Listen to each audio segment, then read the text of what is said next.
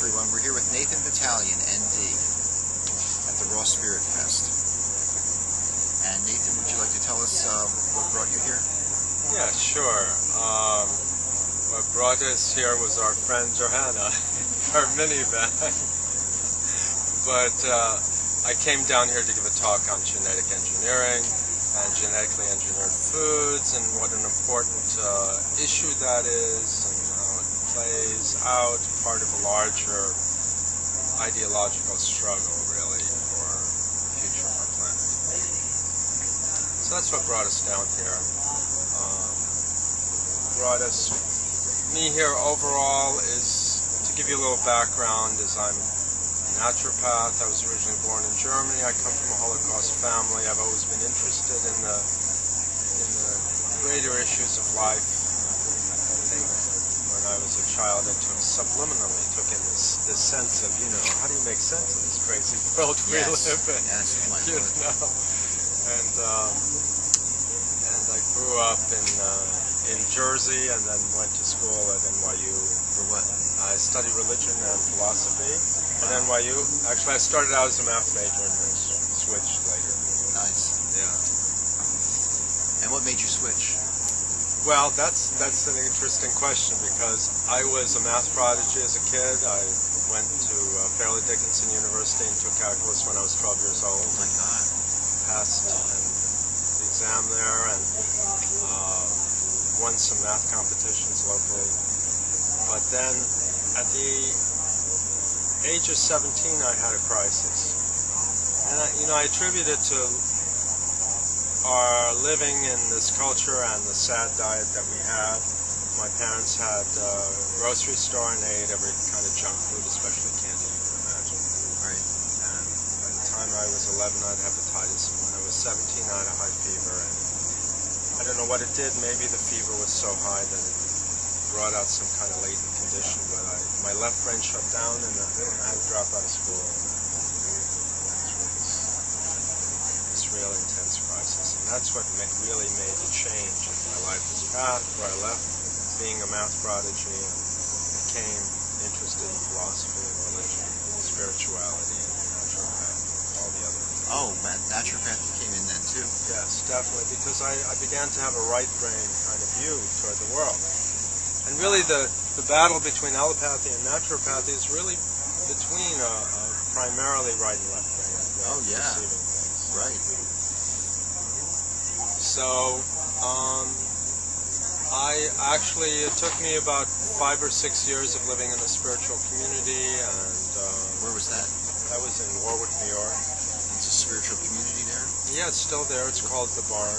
The Barn. Okay. And it was a Gurdjieff-based spiritual community. Wow. And so... How old were you when you got there? I was about 21 or so. So you had finished college? I had dropped out, then later I went back and finished. Oh, wow. But this was a transition period, and I spent a lot of time observing my own consciousness, trying to learn what this inner state of consciousness was, because I had been thrown into this kind of right brain connected sea of, where everything is connected like a sea of consciousness. Wow. In the Western worldview, everything's made up of separate physical objects. Right. That interconnect through energy, which is usually the energy of falling apart.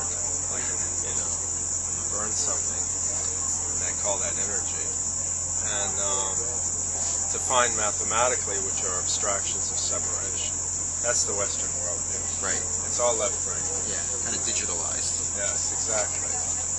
Everything's broken down into separativity, and the right brain sees everything connected, so it's the exact opposite view. Right.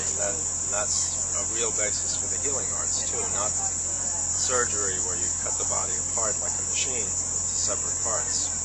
Right. And one of the things I learned from that whole experience is that underlying everything in this universe there is a oneness. Out of that oneness comes this basic duality of moving away from the oneness and coming back to the oneness, which gives us this right-left brain split. Oh, It doesn't happen accidentally. Okay? So that's the primordial divide. Right. You get a sense of that in the yin-yang philosophy of China, where they say there's a primary duality. In the old Tao, it says, out of the one came two, out of the two came three. Right. In the rainbow, you see that the three primary colors are fire color, the relaxing color, and the middle green color. You point the three together, they make white light. Only those three colors. So underlying all of consciousness is this triunity. And learning that, was a gateway to a lot of wisdom, especially for the healing arts. All of the natural healing arts are based on that understanding, ultimately. And experiencing it. And experiencing it, of course. And I began to develop what I call a life-centered vision of nature and a connected and a healing vision of nature, and to dedicate my own life to healing. Because when you put the connective above the separative, you connect what is most separated, what is most torn apart. When you put the separative above the connective, you tear apart what is most whole. And that's what the modern world is doing. It's tearing apart living nature, whole organisms, whole terrains, whole ecospheres. It's literally turning it apart, tearing it apart, and using both science and commerce to do it, and a marriage of the two. And one of the most egregious aspects of that is genetic engineering. What it does is take the mechanical, the separative vision of nature, and impregnate or project that into the core of life at the center of each cell, and does it using the genetic model. These separate little genes which supposedly house life. Right. Well, that's not true. Life is in consciousness, and consciousness forms a universal relationship of connection in nature. It forms an ocean. It's not these little pebble genes that form the essence of life. And so we have this false model that then connects with commerce. Actually, Gregory Mendel's original treatise on genetics was practically lost in the library until it was rediscovered by commercial growers who then used it to develop hybridization. Otherwise, it never would exist today. Amazing. Yeah. So that's one of my differences with Gabriel Cousens, when he has such a powerful therapy, for example, for reversing diabetes, and at the end of it all he says, well, the reason this therapy works is because I'm causing the genes to express themselves. So by saying that, you're reinstilling the mechanical worldview, Yeah. and actually everything that we're trying to fight. What I see as the most important event in the modern world is this transition from a mechanical, death-centered, and a culture of death, vision of nature, to one that is alive and conscious.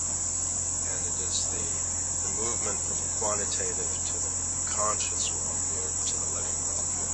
So if we can make that transition from the symbols of mathematics which universally dualize consciousness, great for developing computers and machinery, to one that universally connects all of consciousness, great for the healing arts and for healing our planet, then we make that ultimate transition from the universal twoing to the universal oneing. It's the last step, you might say, in the evolution of a higher consciousness. And a global consciousness. And a global consciousness. And that's the nicest way I can describe the modern mechanical industrial revolution worldview, that it is the second highest of evolved worldviews, but it's also the most dangerous.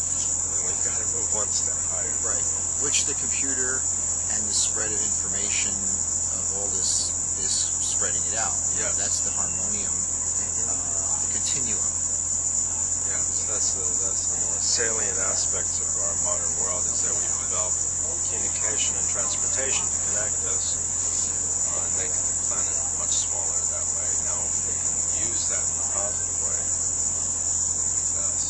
Right. So, genetic engineering is a big issue for me because it's the deepest penetration of that mechanical worldview into the heart and core of life at the center of each cell. And therefore, it's the most dangerous of all the technologies. I consider it more dangerous than atomic weapons. And it's treated with nonchalance, and part of the reason is you can deceive people, whether it's you eat a genetically modified food, you don't necessarily taste the difference right away, and you can say it's essentially equivalent, but it really isn't. It's quite different, and very recently, the American Academy of Environmental Medicine came out with a statement calling for a moratorium on genetically modified foods because